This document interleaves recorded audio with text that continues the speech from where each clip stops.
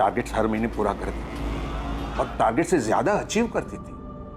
Sir उसको काफी incentives भी मिलते थे। ये जो इसका घर है, इसकी अभी की मार्केट वैल्यू कुछ 55 लाख है और हमें पता चला है कि वो पिछले 4 साल से वहाँ रह रही थी, यानी 2015 से।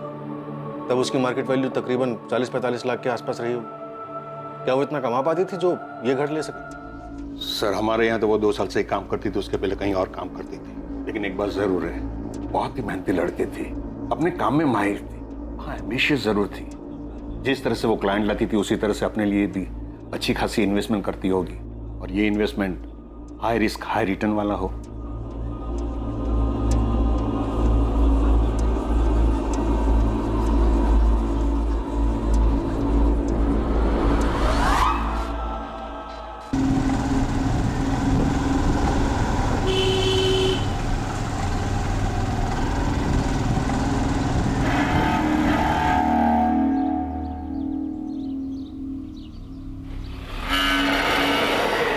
कल्याणी बहन, ये लो, रश्मि के नाम से रजिस्टर पोस्ट है। रश्मि के नाम से? हाँ। कहाँ से आई है? बाराबंकी सिविल कोर्ट से। सिविल कोर्ट से? रश्मि के नाम वहां से क्या भेजा है? खोल के पढ़ लीजिए ना, या रश्मि को ही फोन करके पूछ लीजिए अब क्या गुल खिलाया उसने। चलते हैं।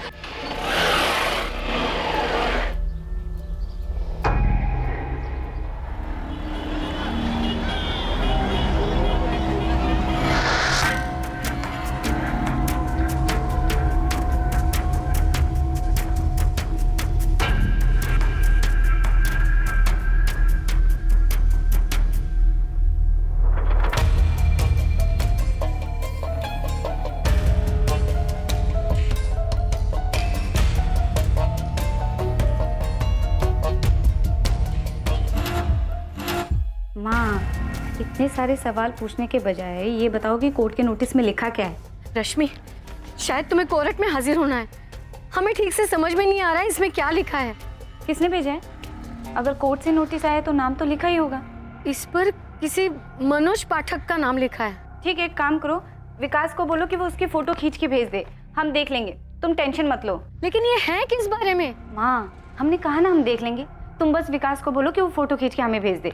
हमें देर हो रही है, हमें मीटिंग के लिए निकलना है। बाय माँ, बाय।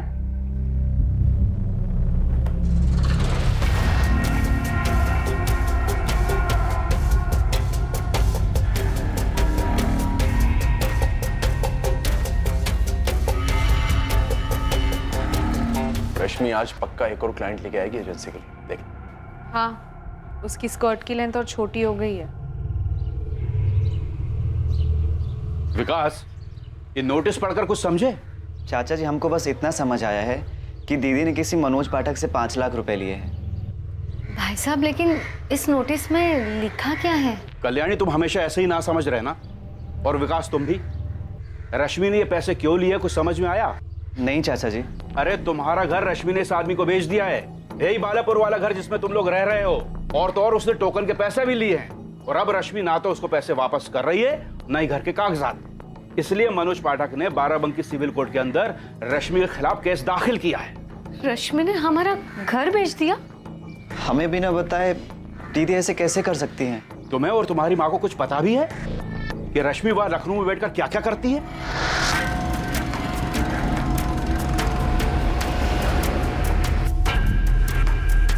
रश्मि पांडे क्या करती है, क्या नहीं करती है, और वो क्या कर सकती है, इतना उसका छोटा भाई और माँ तो क्या, शायद कोई भी उसके बारे में नहीं जानता था। रूप, हम बता रहे, इस रश्मि को तो सिर्फ 2 ही चीजें आती है, छोटे छोटे कपड़े पहनना और मर्दों को लुभाना। That's it. पर हर कोई ये जरूर जानता था कि रश्मि हर चीज अपनी मर्जी से और अपने मतलब के लिए ही करती थी। रूप, हम बता रहे, ये रश्मि बहुत ही चालू लड़की है। हमें तो लगता है ये काला जादू भी करती है। काला जादू? क्या बोल रही हो पाया? मतलब कुछ भी? और नहीं तो क्या, वो हमेशा हमसे हमारे क्लाइंट्स छीन लेती है। आखिर उसको पता कैसे चलता है हम कहाँ किस क्लाइंट को क्या ऑफर दे रहे हैं? हाय Kapil, may I come in? Rashmi, come in, come in. कैसी हो? I'm good. What about you? बस अच्छा बैठो। प्लीज। हमें पता है कि जब वो क्लाइंट से मिलती है तो वो जानबूझकर अपने शर्ट का दूसरा बटन भी खुला रखती है। बहुत चालू चीज है ये रश्मि। बीरेन सर, हमें पूरा भरोसा है कि रश्मि अपने क्लाइंट्स के साथ फिजिकल भी होती है। और सर, उसने अपने केबिन में एक मेंढक भी रखा हुआ है। मेंढक? यस सर, एक डेकोरेटिव पीस।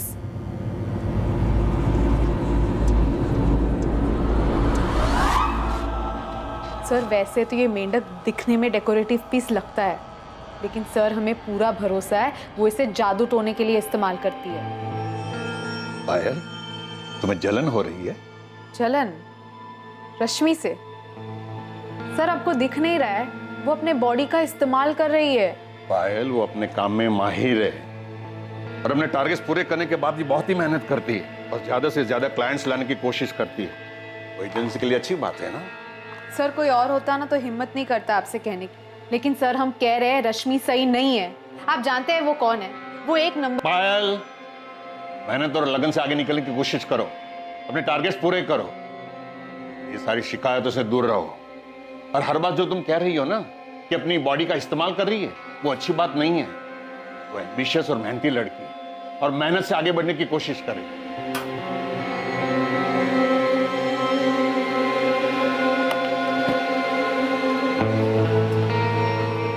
हमारी बात याद रखना, वो अजीब ही है, बता रहे हम। जब सबको पता चलेगा ना, तब समझ में आएगा।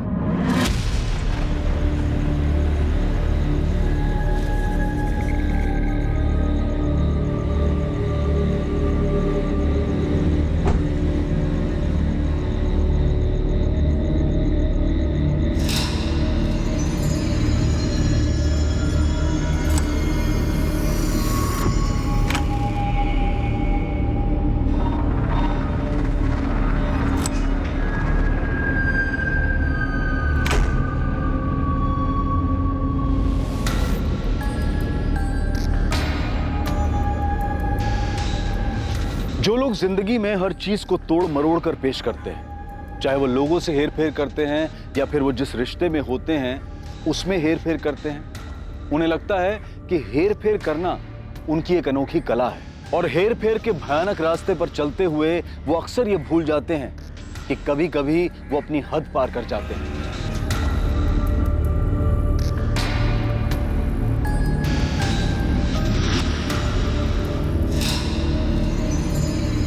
और ऐसे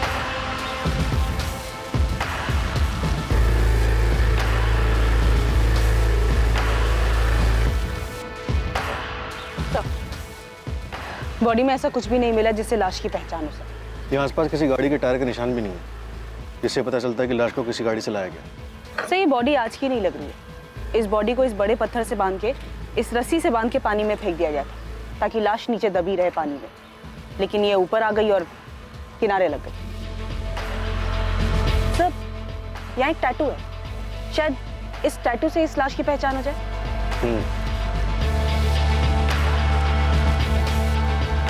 टी-शर्ट।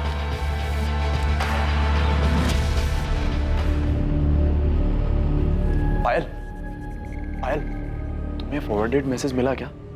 हाँ? ये रश्मि है, पुलिस अब तक पहचान नहीं कर पाई। कब हुआ ये? हमें नहीं पता, 1 घंटे पहले मैसेज आया हमको ये।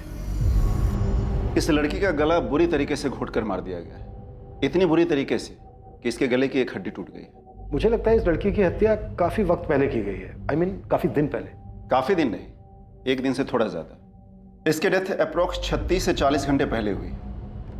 आज 9 अक्टूबर है, 7 अक्टूबर की रात को इसकी डेथ हुई है। कोई सेक्सुअल असॉल्ट? सेक्सुअल असॉल्ट तो नहीं है सर, लेकिन इतना पता चल रहा है कि डेथ से पहले ये सेक्सुअली एक्टिव जरूर थी। सर, इस लड़की के बारे में पता चल गया। रश्मि पांडे नाम है इसका, रमेश विहार कॉलोनी में रहती थी। इसके माँ और भाई बालापुर गांव में रहते हैं। डॉक्टर वैद्य बता रहे हैं कि इस लड़की की हत्या 7 अक्टूबर की रात को हुई। तो कल 8 अक्टूबर को किसी ने इससे मिलने या बात करने की कोशिश नहीं की? फिर इसके बॉस का कहना है कि 4 दिन की छुट्टी पे थी। सर, ये रश्मि पांडे ही है, हमारी एजेंसी की स्टार सेल्स मैनेजर।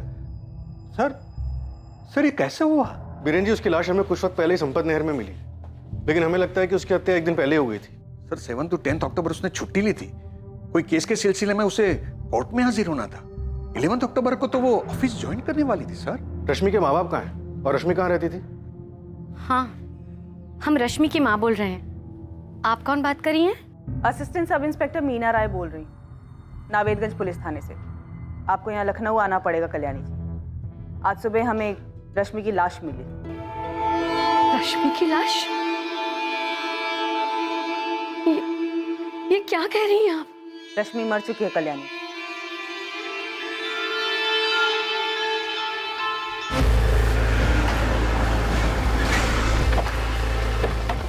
मैम, ये रश्मि का घर है।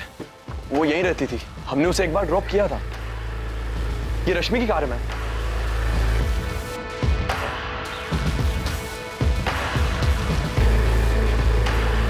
रश्मि अकेले रहती? जी, हमें तो यही पता है।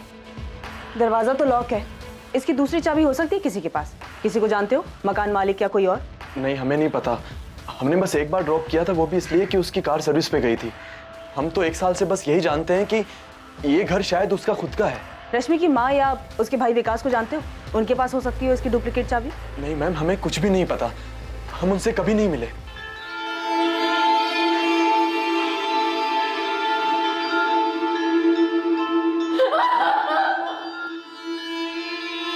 कैसे हुए ये?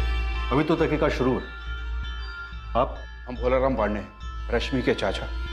कब हुआ ये? अभी पता चला कि 7 अक्टूबर की रात को हुआ। आप लोगों के पास रश्मि के रमेश विहार कॉलोनी वाले घर की चाबी है या उसके मकान मालिक का फोन नंबर? नहीं, हमारे पास नहीं है। घर की चाबी किसी के पास नहीं है सर। और ये भी क्लियर नहीं है कि रश्मि उस घर में रेंट पे रह रही थी या ये उसका खुद का घर था। बिना तुम मजिस्ट्रेट साहब के ऑफिस जाओ और वहां से रश्मि के घर का लॉक तोड़ने के ऑर्डर्स लो। मैं रश्मि के भाई, माँ या चाचा जो भी बात करने की हालत में है उससे बात करता हूँ। अश्विन नंबर है 44400913। नाम है रश्मि पांडे। जितना जल्दी हो सके इसके कॉल रिकॉर्ड्स निकलवाओ। रश्मि शादीशुदा नहीं थी। उसका कोई दोस्त या बॉयफ्रेंड था यहाँ? साहब, इस बारे में तो कल्याणी को भी कुछ पता नहीं होगा। क्यों? क्योंकि उसको कुछ पता होता तो हमको जरूर बताती। रश्मि और विकास के पिता शंकर मेरे बड़े भाई थे। वो अब इस दुनिया में नहीं रहे, तो अब हम ही। विकास, तुम्हें तो पता होगा, काफी क्लोज रहे होगे रश्मि के। नहीं पता साहब। रश्मि दीदी कभी कुछ बताती ही नहीं थी। रश्मि यहाँ जिस कोठी में रह रही थी, उस कोठी की कोई भी डिटेल्स नहीं है आप लोगों के पास? नहीं सर। रश्मि की कोर्ट में पेशी थी किसी केस के लिए। किस केस के लिए थी ये तो पता होगा या ये भी नहीं पता? वो पता है साहब, किसी मनोज पाठक ने केस किया था रश्मि दीदी पे। किस लिए? सर, उसके घर को लेकर कुछ केस था, कुछ मसला था, लेकिन डिटेल में नहीं बताया था रश्मि ने। ध्रुव और पायल, तुम दोनों रश्मि के कलीग्स हो ना? उसने कभी बॉयफ्रेंड का जिक्र नहीं किया? सर ऐसी कोई बात रश्मि ने तो कभी हमसे नहीं कही और ना कभी हमने उससे पूछा। पर सर, काफी टाइम से उसकी एक फ्रेंड थी सुप्रिया। एक बार रश्मि ने जिक्र किया था उसका। नंबर है उसका? नहीं सर, नंबर तो नहीं है उसका। जिक्र क्यों किया था?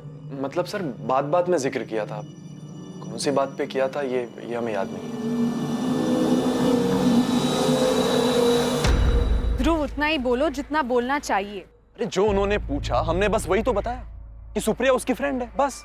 आगे देखा नहीं कैसे पूछा था, क्यों जिक्र किया था उसने? ज्यादा मुंह मत खोलो अपना। रश्मि पांडे के बारे में कोई कुछ नहीं बोलने वाला था, क्योंकि रश्मि पांडे के बारे में लोगों को ज्यादा कुछ पता नहीं था। पर कई लोगों को बहुत कुछ पता था, पर वो मुंह नहीं खोलना चाहते थे। रश्मि की जिंदगी के कई पहलू थे और वो एक ही वक्त पर अलग अलग कई जिंदगियां जी रही थी।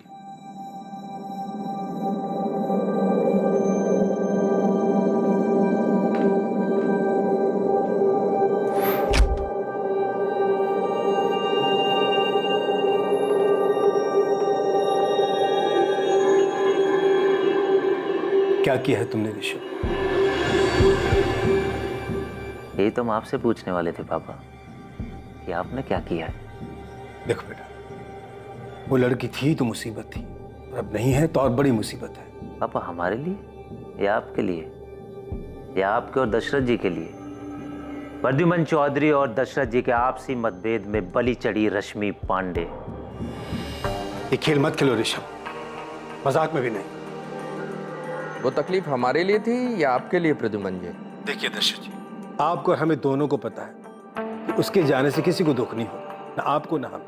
फिर आप परेशान क्यों लग रहे हैं? क्योंकि ये भी आप जानते हैं कि कुछ ताले ऐसे होते हैं जिनकी चाबी नहीं मिले तो अच्छा है। हमें बस इस बात की फिक्र है कि कोई बेमतलब की चाबी ना मिल जाए और पुलिस का इन्वेस्टिगेशन ताले की खोज में न निकल पाए। पर देखिए, हर जगह आपके भी अच्छे मित्र हैं और हमारे भी। तो बस ये कह रहे हैं कि आग लगने के बाद फायर ब्रिगेड नहीं बुलाते, आग लगने ही नहीं देते। समझ रहे हैं आप हम क्या कह रहे हैं? ठीक है, आप कोई खेल मत खेलना तो हमें भी नहीं खेलना पड़ेगा, यहीं फुल स्टॉप लगाते हैं। तुमने उसका मर्डर संपत नहर के पास ले जाकर किया, सीधा बता दो, हम कोर्ट में डिफेंस तैयार कर लेंगे ना। ये कैसी बात कर रहे हो वकील साहब? तो मिस्टर मनोज पाठक, किसी ने तुमसे ये पूछा नहीं कि इससे पहले क्यों उछल रहे हो कि तुमने कुछ नहीं किया? चोर की दाढ़ी में तिनका वाली कहावत सुनी है? पर तुम नर्वस मत हो, अब मैं तुम्हारे साथ, लॉयर हैं हम, ये पुलिस से डरते वरते नहीं हैं, और तुम्हें भी कह रहे हैं कि तुम्हें भी डरने की ज़रूरत नहीं, ठीक है?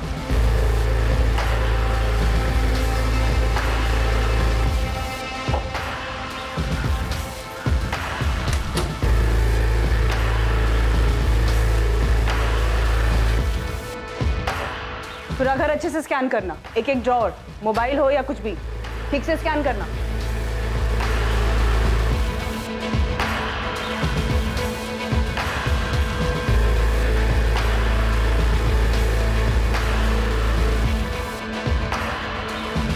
मैडम, ये गाड़ी की चाबी मिली। पूरी गाड़ी को अच्छे से चेक करो और वो वीडियो रिकॉर्डर को बोलो कि पूरे सर्च को अच्छे से रिकॉर्ड करे। जी मैडम। अच्छा हुआ तुमने सामने से फोन किया सुप्रिया, तुम्हारा फोन नंबर ही नहीं है किसी के पास। हमें पेपर में देखने के बाद पता चला सर। कैसे हुआ ये? और रश्मि किसके साथ बाहर गई थी? कौन कर सकता है ये सब? अब ये तो हमें तुम ही बता सकते हो, उसके भाई और माँ को भी कुछ नहीं पता। तुम अभी पुलिस स्टेशन आ जाओ, कुछ बात करनी है तुमसे। सर बाकी डिटेल्स निकाल रहा हूँ, लेकिन कॉलोनी के 2-3 लोगों से बात की तो पता चला रमेश विहार में जो घर है उसकी ऑनर रश्मि है। उसका खुद का घर है ये? हाँ सर, आप चाहें तो इलेक्ट्रिसिटी बिल वगैरह मंगवा के देख सकते हैं। कमाल, इन्वेस्टमेंट कंसल्टेंसी में इतनी कमाई, और ये तो वहाँ पे एम्प्लॉय थे, ओनर भी नहीं थे। इस लड़की रश्मि पांडे ने मेरे क्लाइंट मनोज पाठक से 5 लाख रुपए टोकन मनी लिए अपने बालापुर गांव वाले घर को बेचने के लिए। रश्मि अपना घर बेच रही थी? जी सर, हम राघवपुर से है, ट्रेडिंग का बिजनेस करते हैं। इन्वेस्टमेंट के लिए हम रश्मि का गांव वाला घर खरीदना चाहते थे। 20 लाख रुपए में डील फाइनल हुई थी, 15 लाख रुपए बाय चेक और 5 लाख रुपए कैश एडवांस। और जो ये 5 लाख रुपए है ना सर, वो हमने रश्मि के लखनऊ वाले कोठी पे उसे दिए थे। अब आप घर के कागजात तैयार करवा लीजिए रश्मि जी, एक बार साइन हो जाए तो आपके बचे हुए 15 लाख भी आपको मिल जाएंगे। ठीक है मनोज जी, आप हमें 1-2 हफ्ते का वक्त दीजिए, हम आपके सारे पेपर्स रेडी करवा देंगे। सर 2 महीने बीत गए, रश्मि टाल मटोल करने लगी। मैंने उसे कई बार फोन किया सर, लेकिन वो कह रही थी हम कहाँ भागे जा रहे हैं, ना तुम्हारा पैसा भागे जा रहा है ना घर। और फिर 3 महीने पहले अचानक उसका रवैया चेंज हो गया सर। वो कहने लगी हमने आपसे पैसे लिए ही कहाँ थे। हमने काहे के पैसे लिए मनोज जी, और कब? कोई प्रूफ है आपके पास? मुझे चूना लगा रही हो, हम ही से पैसे लेकर हमसे खेल खेल रही हो। आप ऐसे धमकी मत दो मनोज जी, और इस बात का क्या मतलब है कि आप हमारा रेप करेंगे? क्या? हम अभी पुलिस को कंप्लेन करने जा रहे हैं कि आप हमें रेप करने की धमकी दे रहे हैं। सुनो रश्मि सुनो, एक तो पैसे लिए, ऊपर से हमें ही धमका रही है। यहाँ मेरे क्लाइंट मनोज पाठक ने बड़ा होशियारी वाला काम किया, उसने तुरंत हमें कॉल कर दिया, तो हमने भी तुरंत सिविल कोर्ट में चीटिंग का केस फाइल करवा दिया। और केस तुम हार रहे होगे मनोज, क्योंकि तुमने कहा कैश दिया था, तो कैश की कोई लिखा पढ़ी तो ही नहीं होगी। आप कहना क्या चाहते हैं इंस्पेक्टर साहब? आपका मतलब ये है कि मेरे क्लाइंट मनोज पाठक ने सिर्फ 5 लाख रुपए के लिए उस लड़की का मर्डर कर दिया? वकील साहब, आप मनोज पाठक के सिर्फ चीटिंग वाले केस में वकील हैं। यहां इस वक्त मनोज हमारा एक मर्डर केस में संदिग्ध है। सर एक केस करने के बाद में ऐसे ही चालाक और ऊंची दिमाग वाले लड़के के साथ हम क्यों उलझेंगे? केस करने के बाद हमने सिर्फ एक बार उसे फोन किया था ये कहने के लिए कि हमें वो घर नहीं चाहिए, सिर्फ हमारे पैसे हमें वापस कर दो। लेकिन वो तो बड़ी ढीठ लड़की थी। देखो इंस्पेक्टर साहब, हमें नहीं पता कि आप क्या जानते हैं उस लड़की के बारे में, लेकिन आपको इतना बता दें कि वो लड़की थी तो थोड़ी अजीब है। कैसी अजीब? काश आप उस दिन होते कोर्ट में, जब वो पहली बार कोर्ट में सुनवाई के लिए आई थी।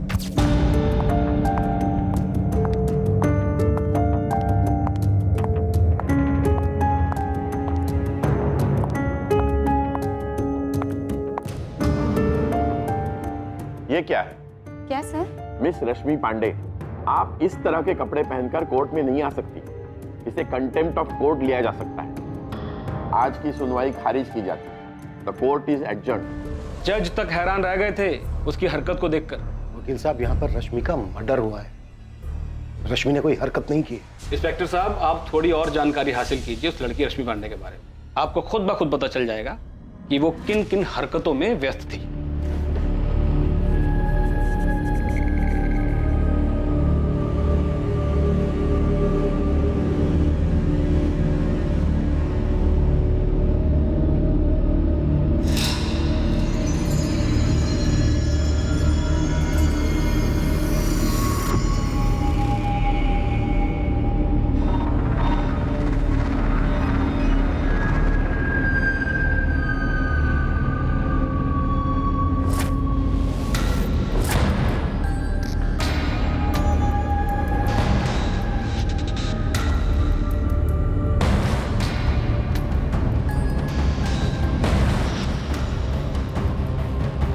सचदेव, त्रिपाठी, जी मैम।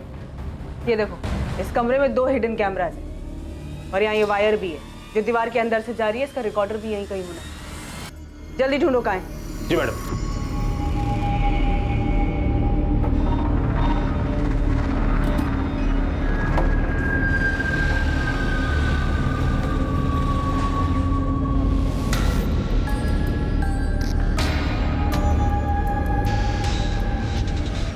नहीं साहब, इस कल्याणी और उस बेवकूफ विकास को तो कुछ पता ही नहीं था कि रश्मि ने घर बेचने की कोई हरकत की है।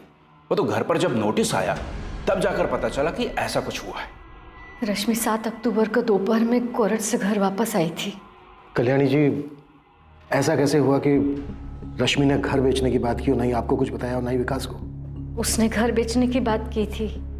जब हम पूछे क्यों घर बेच रही है तो बोलती रही बस यहाँ लखनऊ आके रहो। हमारे लिए किराए का मकान देखने की बात की थी। ना, हमारे साथ नहीं माँ। हमने लखनऊ में दूसरी जगह घर देखा है, तुम और विकास वहीं रहोगे। लेकिन रश्मि, हम तुम्हारे साथ क्यों नहीं रहेंगे? क्योंकि तुम किच-किच करोगे हर चीज में। चाचा जी ने भूसा जो भर दिया तुम्हारे दिमाग में कि रश्मि तुम्हारे हाथ से निकल गई। अरे चाचा जी हैं तुम्हारे, ऐसी बात नहीं करते। माँ, हम निकल रहे हैं, हमें लेट हो रहा है। रश्मि, क्या कर रही हो बेटा? सुन तो, देख विकास भी ये गांव छोड़ के नहीं जाना चाहता है। अब वो गांव में रहे चाहे शहर में रहे, दोनों जगह कुछ खास उखड़ने वाला तो है, इसलिए हम कह रहे हैं चलो तो मतलब चलो। लेकिन ये घर बेचने का सोच कैसे सकती है तू? कैसे सोच सकती है मतलब? अरे माँ, इस घर से पैसे आएंगे वो हम ही नहीं रखने वाले ना, तुम्हारा विकास का हिस्सा दे देंगे। चलते हैं माँ। सुन तो रश्मि, और बस चली गई रश्मि। कल्याणी जी, आपको ये भी नहीं मालूम क्या लखनऊ में रश्मि जिस कोठी में रह रही थी वो कोठी उसी के नाम पर थी, वो खुद मालिक थी उसकी? नहीं मालूम, उसने कहा था वो किराए पे रहती है। सब इस कल्याणी का ही किया कराया है। इतनी छूट जो दे रखी थी अपनी बेटी को, उसको गांव से यहाँ आते वक्त ही मना कर देना चाहिए था। इसके पति मेरे बड़े भाई साहब शंकर पांडे गांव के स्कूल में मास्टर थे, सब इज्जत करते थे उनकी। उनके देहांत के बाद तो इस लड़की ने, कहने का मतलब है कि क्या क्या गुल खिलाए। क्या क्या गुल खिलाए? देखिए, मर्डर हुआ है रश्मि का, कुछ भी हमसे छिपाइएगा नहीं। सर, इस रश्मि पांडे ने सिर्फ मनोज पाठक को ही घर बेचने का झांसा देकर पैसे नहीं लिए थे, एक और भी है। मतलब रश्मि ने एक और आदमी को भी घर बेचा था? हाँ सर, टोकन भी लिया था। हमें रश्मि ने मनोज पाठक के बारे में कभी नहीं बताया सर। उसने तो हमसे कहा था कि उसका बालापुर वाला घर खरीदने के लिए अगर कोई हो तो हम उससे बताएं। और सर, इत्तेफाक से हम भरत गुलेचा को जानते थे जो बालापुर में घर खरीदना चाहता था। ओके रश्मि जी। वैसे रश्मि जी, घर के कागजात कब तक रेडी हो जाएंगे? हमें थोड़ा सा टाइम दीजिए। एक्चुअली हमारी माँ और भाई को उस घर से लखनऊ शिफ्ट करना होगा। जैसे ही घर खाली हो जाएगा आपके सारे पेपर्स रेडी कर देंगे। नहीं, कोई दिक्कत नहीं है, आप आराम से अपना समय लीजिए। ठीक है, थैंक यू सो मच, हम चलते हैं। चलिए। वेलकम भरत जी, प्लीज चिल्लाइए मत। हम आपसे तमीज से बात कर रहे हैं तो आप आवाज नीचे रखिए, वरना हम फोन काट देंगे। तुमने चीटिंग की है रश्मि हमारे साथ, और हमने तो ये भी सुना है कि किसी मनोज पाठक नाम के आदमी ने केस किया है तुम्हारे ऊपर।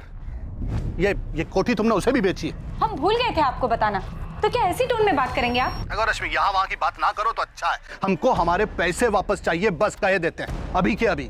और ये फ्रॉड ना हमारे साथ नहीं करना तुम, क्योंकि हम होने नहीं देंगे। देखिए भरत जी, अभी हम बिजी हैं, बाद में बात करते हैं।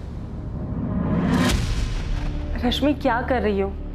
ये भरत गुलेचा हमें फोन करके चिल्ला रहा है। अरे यार, हो गई ना गड़बड़ हमसे। ये साला मनोज भी हमारे सर पे बैठा है। यार रश्मि, तुम ना बहुत गंदा गेम खेल रही हो। हम बोल रहे हैं तुमको, ये बड़े लोगों को ठगना अलग बात है। भरत कुलेचा बहुत सीधा साधा आदमी है, अपनी मेहनत के पैसों से घर खरीदना चाहता है। अरे तो क्या भागे जा रहे हैं क्या हम, है ना यही?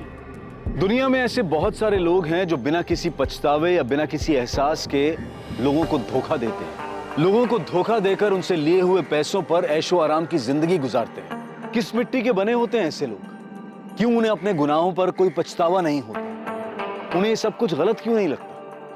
हमें तब पता चला कि रश्मि किसी मनोज पाठक के लफड़े में फंस गई है जब भरत कुलेचा ने हमें गुस्से में कॉल किया। हमने आपको भरत के बारे में इसलिए बताया क्योंकि हमें लगा, क्योंकि तुम्हें लगता है भरत ने रश्मि को मारा। हमें बस लगा। सुप्रिया, बड़े लोगों को ठगना एक अलग बात है। इसका क्या मतलब है? किन बड़े लोगों को ठगा था रश्मि ने? नहीं सर, हमने तो बस ऐसे ही कह दिया था। हमें लगा कि शायद बड़े लोग तो पैसे भूल भी जाएं, इसलिए। ये कोठी रश्मि की खुद की है? इतने पैसे कहाँ से आए उसके पास? हम रश्मि को तब से जानते हैं जब वो ऑलरेडी उस कोठी में रहती थी। उसने वो कैसे खरीदी और कब खरीदी हम नहीं जानते। सुप्रिया, हमें रश्मि की लाश संपत नहर के पास मिली। पोस्टमार्टम रिपोर्ट कहती है कि हत्या से पहले रश्मि ने किसी के साथ शारीरिक संबंध बनाए थे। 7 अक्टूबर को रश्मि किसके साथ गई होगी? सर ये तो हम नहीं जानते। रश्मि से हमारी आखिरी बार 5 तारीख को बात हुई थी। उसके बाद से ना ही मेरी रश्मि से बात हुई और ना ही हम मिले। रश्मि का कोई बॉयफ्रेंड था? नहीं सर, उसका कोई बॉयफ्रेंड नहीं है। सुप्रिया, रश्मि के घर कोई तो आया था। सर ये तो हम नहीं जानते और हम ये भी नहीं बता सकते कि कौन हो सकता है।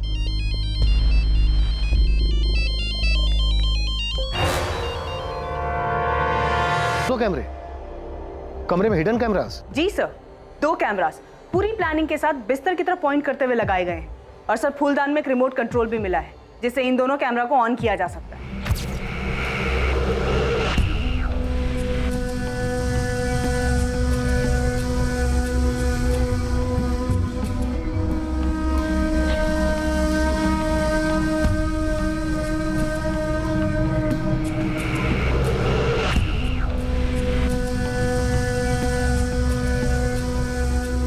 लेकिन सर कुछ वायर्स दिख रहे हैं। रिकॉर्डर निकाल लिया गया है। ऐसा लग रहा है ये वायर्स उसी रिकॉर्डर से कनेक्टेड थी। ये रश्मि कोई सीधी साधी लड़की तो थी नहीं, कुछ ना कुछ तो गड़बड़ कर रही थी। भरत और मनोज का किस्सा हमारे सामने, ऐसे और भी लोग होंगे जिनको इसने ठगा होगा। सारी चीजों पर और अच्छे से ध्यान दो मीना, कोई ना कोई सुराग जरूर मिलेगा। जी सर। मैडम ये देखिए यहाँ कुछ है।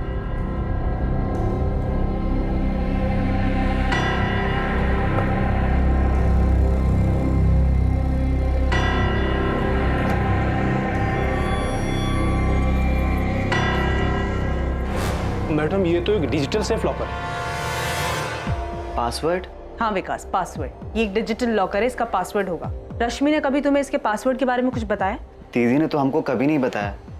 मैडम जी, हमको पता भी नहीं है क्या चीज़ है। लॉकर? हाँ, फोटो के पीछे एक छोटा सा छुपा हुआ शेल्फ है जिसके अंदर एक डिजिटल लॉकर है। हम इस लॉकर के बारे में कुछ भी नहीं जानते मैम, तो हमें इसका पासवर्ड कैसे पता हो सकता है? अच्छा, और ये जो हिडन कैमरास लगे हुए हैं, इनके बारे में तो पता ही होगा तुम्हें? कसम से मैम, हमें इन सब चीज़ों के बारे में बिल्कुल भी नहीं पता है। सुप्रिया, तुम रश्मि को कब से जानती हो? 2 साल से मैम। रश्मि से हमारी मुलाकात आरके इन्वेस्टमेंट कंसल्टेंसी में हुई थी। वो वहाँ पहले जॉब करती थी। हमारा ऑफिस भी उसी कॉम्प्लेक्स में था, इसीलिए हमारी मुलाकात हो गई। दोस्ती थी, पर मैम हम सच कह रहे हैं, हम इन सब चीज़ों के बारे में कुछ नहीं जानते हैं। सर, हमें किसी लॉकर मैकेनिक को बुलाकर ये डिजिटल लॉकर खुलवाना चाहिए। हाँ ठीक है, बुला लो, खुलवा लो, लेकिन वीडियो जरूर बनवा लेना। जी सर। तेरी शक्ल देख के लग रहा राजू तुझे कुछ तो पता है। बहुत सी गलियों में टेंशन का माहौल है। इस लड़की के मर्डर में बहुत बड़ा हाथ है भाई। रोड तो बता, गली में पकड़ लूंगा। नो एंट्री वाली गली है। लेकिन देख गोविंद, इसके घर में बहुत सारे लोगों का आना जाना था। कमरे में 2-2 कैमरे लगे हुए मिले हैं। ब्लैकमेल का मामला है क्या? और भी बहुत कुछ। फिलहाल तो मैं सिर्फ इतना ही जानता हूँ कि लड़की कुछ ज्यादा ही उड़ रही थी। अबे तो सस्पेंस क्यों बढ़ा रहा है? हिंट तो दे, किसने किया है कांड? इब्राहिम, पिछले 2 दिनों से 7 अक्टूबर और 8 अक्टूबर की रातों के जितने भी रोड साइड सीसीटीवी फुटेजेस थे हमने सारे के सारे चेक किए, लेकिन ये रश्मि पांडे ना किसी के साथ और ना किसी गाड़ी में जाती हुई दिखाई दी। इंस्पेक्टर महादेव, एक बार और चेक कीजिए संपत नहर के रास्ते के आसपास कहीं कोई संदिग्ध गाड़ी या फिर टैक्सी। अगर बॉडी को नहर में डंप करने के लिए गए थे तो इसका मतलब है कि कहीं से तो मार के लाया गया होगा। ठीक है, मैं चेक कर लेता हूँ। हम क्यों मारेंगे सर उसको? हमारे पैसे तो डूब ही गए थे, जीना हराम कर दिया था सर उसने। पैसे दे नहीं रही थी, ऊपर से फंसाने की धमकी अलग। तुम हमारा रेप करोगे? ओ मैडम, हम सिर्फ अपने पैसे की बात कर रहे हैं बस। तो इसलिए तुम हमारे साथ ऐसे घिनौनी हरकत करोगे? तुमने कहा तुम हमारा रेप करोगे। ओ मैडम, आप बात को कहीं से कहीं ले जा रहे हैं। हम अभी के अभी पुलिस स्टेशन जा रहे हैं तुम्हारी कंप्लेन करने। सही बता रहे हैं। उसके बाद तो हमने उसे फोन करना ही बंद कर दिया। कभी कभी सुप्रिया को फोन करके अपना धोखा जरूर होते थे हम कि हमारे पैसे अलग डूब गए और हमें धमकी दे रही है कि पुलिस में। सुप्रिया को पता है कि रश्मि आपको इस तरह की धमकी दे रही थी? हाँ सर, उसको तो बताया था ना हमने।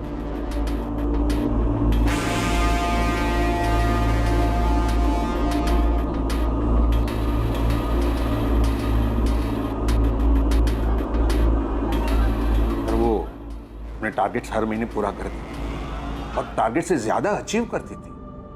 सर, उसको काफी इंसेंटिव्स भी मिलते थे। ये जो इसका घर है, इसकी अभी की मार्केट वैल्यू कुछ 55 लाख है और हमें पता चला है कि वो पिछले 4 साल से वहाँ रह रही थी, यानी 2015 से।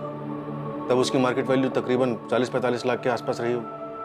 क्या वो इतना कमा पाती थी जो ये घर ले सके? सर, हमारे यहाँ तो वो 2 साल से ही काम करती थी, उसके पहले कहीं और काम करती थी। लेकिन एक बात जरूर है, बहुत ही मेहनती लड़की थी, अपने काम में माहिर थी, हाँ एम्बिशियस जरूर थी। जिस तरह से वो क्लाइंट लाती थी उसी तरह से अपने लिए भी अच्छी खासी इन्वेस्टमेंट करती होगी, और ये investment high risk high return वाला हो।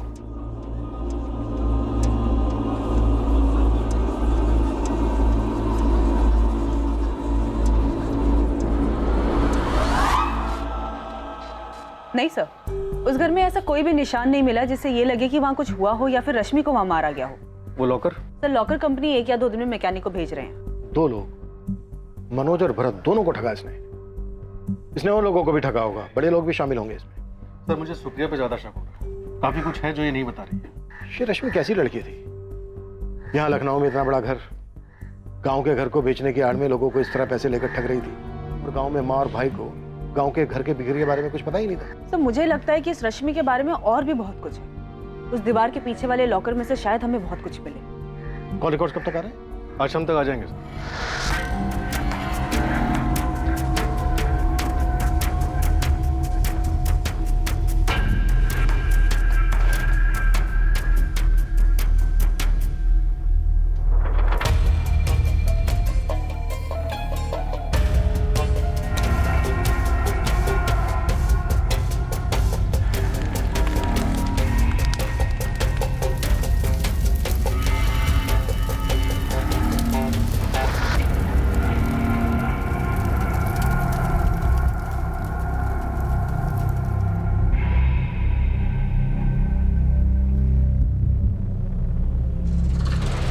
भी छुपाओ, पुलिस को आखिर पता चल ही जाना है कल्याणी। किसी का अतीत ऐसे छुपता नहीं है, खासकर उस वक्त जब हत्या इस तरह से की गई हो। तो आप ही बता दीजिए ना भाई साहब। हम बताएं? ये तो तुमको बताना चाहिए कल्याणी। हम तो आज भी हमेशा की तरह तुम्हारे साथ में खड़े हुए हैं। रश्मि की इन सारी हरकतों की जिम्मेदार तुम हो। हम क्या करते भाई साहब, क्या करते हम? रश्मि कभी हमारी बात सुनती नहीं थी, ना विकास की बात कभी सुनी। आप तो घर के बड़े हैं, आपने भी तो बात की थी उससे। कुछ तो था जो रश्मि पांडे के परिवार वाले जानते थे, लेकिन वो पुलिस को नहीं बता रहे थे।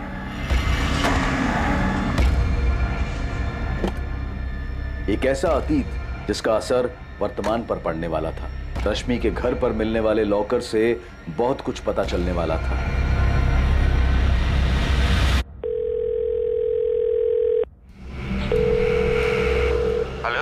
हेलो, मैं सब इंस्पेक्टर इब्राहिम शेख बोल रहा हूँ। क्या मैं जान सकता हूँ मेरी बात किससे हो रही है? मैं ऋषभ चौधरी बोल रहा हूँ। बताइए क्या बात करनी है? आप रश्मि पांडे को तो जानते ही होंगे, उसे कॉल रिकॉर्ड्स में आपका नंबर मिला। हाँ जानते हैं, मतलब एक टाइम पे हम उसे अच्छे से जानते थे, एक दूसरे के साथ घूमा करते थे, और अब नहीं। ओह, लेकिन आपकी बातें तो रेगुलर होती थी। एक हफ्ते पहले आपकी बात हुई थी। ब्रेकअप होने के बाद एक दूसरे के साथ टच में नहीं रह सकते क्या? रश्मि का मर्डर हुआ है। हम जानते हैं, न्यूज़ में देखा है हमने, लेकिन देखिए मुझे ऐसे ही कॉल किया करते थे और वो भी हमें ऐसे ही कॉल किया करती थी। 1 साल पहले हमारा ब्रेकअप हो चुका है।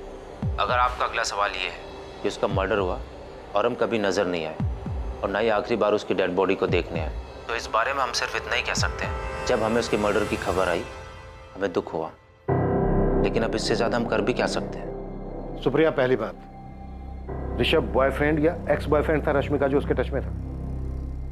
दूसरी बात, रश्मि मनोज की तरह भरत को भी धमकियां दे रही थी। ऐसा कैसे हो सकता है कि तुम्हें इस बारे में कुछ पता ना हो? भरत ने साफ साफ बताया हमें कि उसने इस बारे में सब कुछ बताया था तुम्हें? हाँ सर, उसने बताया था। और सर हमें पता था कि रश्मि और ऋषभ का अफेयर चल रहा है, लेकिन सर दोनों का ब्रेकअप हो गया था।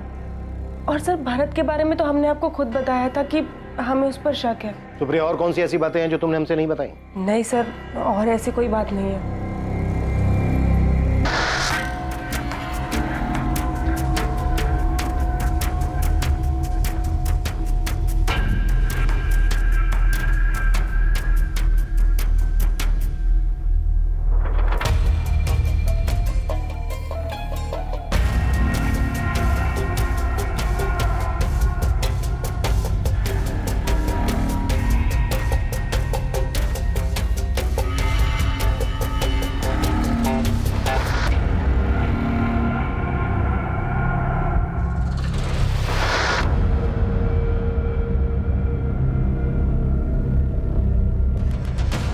तो ये ऋषभ चौधरी बाहुबली पॉलिटिशियन प्रद्युमन चौधरी का बेटा है। ये लड़की रश्मि और पॉलिटिशियन का बेटा ऋषभ चौधरी। कहीं ऐसा तो नहीं है कि सुप्रिया ने जानबूझकर हमें ऋषभ के बारे में नहीं बताया? ऋषभ, हमारा यकीन करो, हमने पुलिस को तुम्हारे और रश्मि के बारे में कुछ नहीं बताया है। लेकिन ये तुम भी जानते हो कि अगर हम पुलिस को तुम्हारे बारे में नहीं भी बताते तो भी वो रश्मि के फोन से या उसकी कॉल रिकॉर्ड से तुम्हारे बारे में जान सकते हैं। क्या क्या बताया तुमने? भरत के अलावा और कुछ नहीं बताया। ठीक है, अपना ध्यान रखना। और सुप्रिया, कसम से हमने रश्मि के साथ कुछ नहीं किया। ओके। तो रश्मि पांडे के फोन की आखिरी लोकेशन वीआईपी एनक्लेव है। VIP enclave? ये तो पॉश लोकेलिटी है। यहाँ पर तो काफी पॉलिटिशियंस के घर हैं। और हमारा संदिग्ध एक पॉलिटिशियन का बेटा है जो रश्मि का एक्स बॉयफ्रेंड भी है। ये सुप्रिया पक्का कुछ छुपा रही है। तो लॉकर में काफी कुछ मिला है, काफी अजीब चीजें। सर, ये मेंढक और सिक्के के डिजाइन को देख के लग रहा है कि कोई काला जादू का चक्कर है। सर, ये मेंढक तो मैंने रश्मि के ऑफिस के केबिन में देखा था। जब मैं वहाँ रश्मि की चीजों के बारे में जानकारी लेने गया था तब मैंने देखा था। मुझे लगा कि ये कोई डेकोरेटिव पीस है, लेकिन एक जैसे दो, एक रश्मि के ऑफिस में, एक रश्मि के घर के लॉकर में। जरूर इसका कुछ मतलब है सर। ये रश्मि क्या थी, कर क्या रही थी? ये पेन ड्राइव चेक करते हैं, इनमें उसके रूम की रिकॉर्डिंग हो सकती है।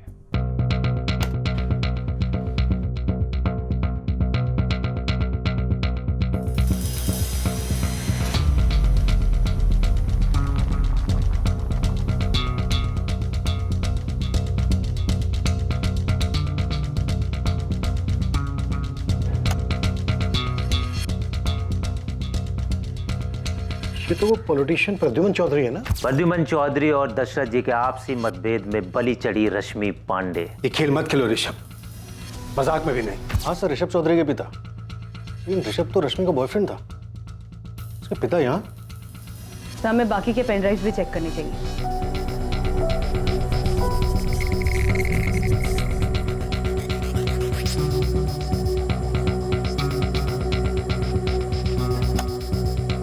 सर, ये तो दूसरी पार्टी का पॉलिटिशियन दशरथ लाल है। आप कोई खेल मत खेलना तो हमें भी नहीं खेलना पड़ेगा। चल क्या रहा था? तो यहाँ पे 2 पेन ड्राइव्स और हैं। इस रश्मि के घर में बड़े लोगों का आना जाना था और वो सबकी रिकॉर्डिंग कर रही थी। तो इस केस में बहुत कुछ है। प्रद्युमन चौधरी और दशरथ लाल के अलावा और भी लोग थे जो रश्मि के साथ थे, और रश्मि ने इन सब की भी वीडियो रिकॉर्डिंग बनाई थी। हालांकि इस वीडियो रिकॉर्डिंग में पुलिस सबकी पहचान नहीं कर पा रही थी, लेकिन पुलिस को यह पता चल रहा था कि ये बड़ी पहुंच वाले लोग थे। अब इस केस में रश्मि पांडे के बारे में और भी बहुत कुछ सामने आने वाला था। सर, मैं पक्का तो नहीं कह सकता, लेकिन हमारी और एक एम्प्लॉई है, पायल त्यागी, जो रश्मि की कामयाबी से जलती थी, और वही एक है जिसने मुझे इसके बारे में बताया। मेंढक के बारे में? हाँ, मैंने भी रश्मि के कैबिन में मेंढक देखा था। मुझे तो वो डेकोरेटिव पीस लगा था। हाँ, लेकिन पायल को लगता था कि वो मेंढक का कुछ काले जादू से लेना देना है। वीरेन जी, रश्मि किसी तरह का कोई काला जादू करती थी क्या? सर, उसके बारे में मुझे कुछ नहीं पता। लोगों को अपनी मुट्ठी में रखने और उन्हें अपने इशारों पर नचाने की शक्ति, इसे वशीकरण कहते हैं, लोगों को अपने वश में करने की विद्या। हमें ये शक्ति किसी भी तरीके से चाहिए और किसी भी कीमत पर। ऐसा नहीं होता है कि इंटरनेट पे आपने ऑर्डर दे दी और वो चीज़ आपके पास आ गई। ये विद्या प्राप्त करने के लिए तुम्हें कठिन तपस्या करनी पड़ेगी। हम कुछ भी करने के लिए तैयार हैं, हमें बस ये शक्तियाँ चाहिए। सर, हमें इन पॉलिटिशियंस प्रद्युमन चौधरी और दशरथ लाल और प्रद्युमन चौधरी के बेटे ऋषभ से बात करनी चाहिए। ये बहुत ही अजीब स्थिति है कि बाप और बेटे दोनों एक ही हालात में इस तरह। और इस सबके साथ वो रिकॉर्डर भी गायब है ना? Yes sir. और सर मुझे पूरा यकीन है कि उस रात घर पे कोई तो आया था जिसे घर और कैमरास के बारे में अच्छे से पता था। मर्डर उसी ने किया है रश्मि का। तो सब कुछ प्लान था।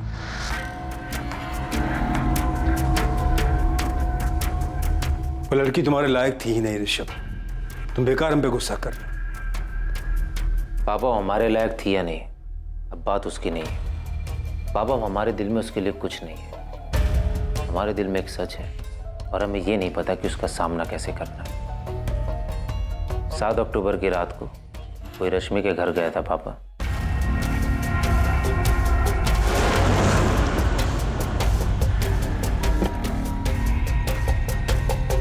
अक्टूबर की रात को कोई रश्मि के घर गया था पापा।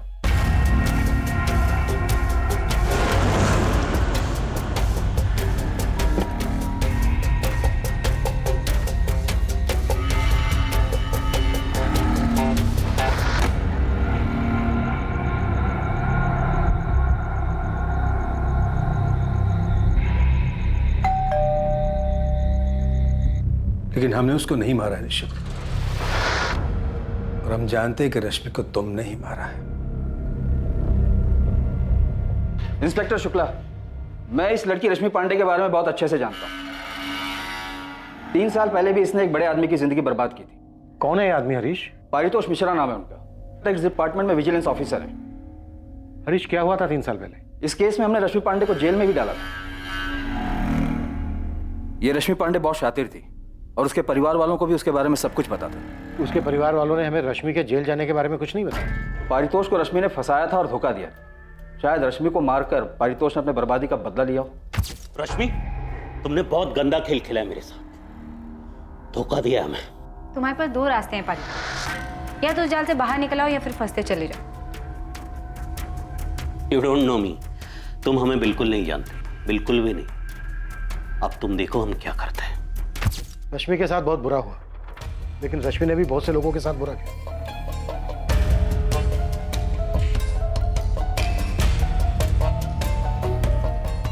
तो ये रश्मि भी इतनी सीधी नहीं थी। इन सब के साथ ऐसी रिकॉर्डिंग, और अब ये परितोष जिसका 3 साल पहले का किस्सा निकल के सामने आ रहा है। सर, हमें इस परितोष की स्टोरी जाननी होगी। इस परितोष ने रश्मि को जेल भेजा और उसकी फैमिली ने हमें एक बार भी नहीं बताया। रश्मि की माँ और चाचा इससे बिल्कुल अनजान बन गए, लेकिन लगता नहीं है कि वो इतने अनजान है। सर, इन सब के साथ एक नाम और जोड़ना चाहिए। ये कौन सा नया एंगल निकला है? सर, रश्मि के ऑफिस से गोविंद खबरी खबर लाया। रश्मि का उसकी कलीग पायल त्यागी के साथ 36 का आंकड़ा था, और ये आंकड़ा मर्डर करने तक पहुंच गया। पत्थर इतना भारी नहीं था जितना होना चाहिए था। मिसिंग ही रह जाती अगर बॉडी नहीं मिलती तो, है ना? देखो बेटा, रश्मि तो अब रही नहीं और तुमसे ये सब कुछ संभलेगा भी नहीं, और तुम्हारी माँ को ज्यादा कुछ आता भी नहीं है। तो बेटा हम ऐसा करते हैं कि रश्मि का जो लखनऊ वाला घर है उसका अच्छा सौदा करवा देते हैं। उससे तुम्हें और तुम्हारी माँ को काफी फायदा हो जाएगा और अच्छा पैसा भी मिल जाएगा, है बेटा? बेटा, रश्मि जिस तरह की जिंदगी जी रही थी उसके साथ तो ऐसा होना ही था। वो खुद अपने आप को इस अंजाम तक लेकर आई थी। बेटा तुम ज्यादा दुखी मत हो, बस अपनी मां को संभालो।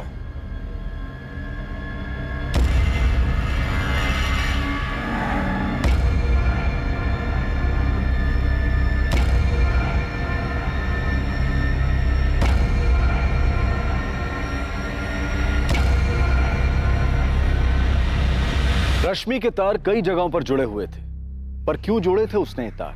क्या वो बड़ी पहुंच वाले लोगों के ऊपर पकड़ रखना चाहती थी, या फिर वो ये सब इसलिए कर रही थी ताकि वो खुद एक पावरफुल इंसान बन सके? रश्मि के इस काले जादू का क्या एंगल था, और 3 साल पहले रश्मि जेल क्यों गई थी? यकीनन अपराधी ने यह चाहा था कि रश्मि की लाश संपत नहर के किनारे पर कभी ना आती, पर वो आई और रश्मि गुमशुदा बनकर नहीं रह गई। ये किसकी साजिश थी?